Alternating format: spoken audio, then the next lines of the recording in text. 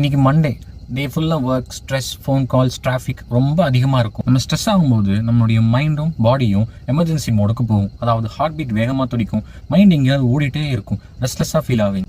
அதுவும் Monday morning head ஏக் ரொம்பவே common. ஒரு ஸ்ட்ரெஸ் ரிலீவிங் ஹேக் சொல்லட்டுமா?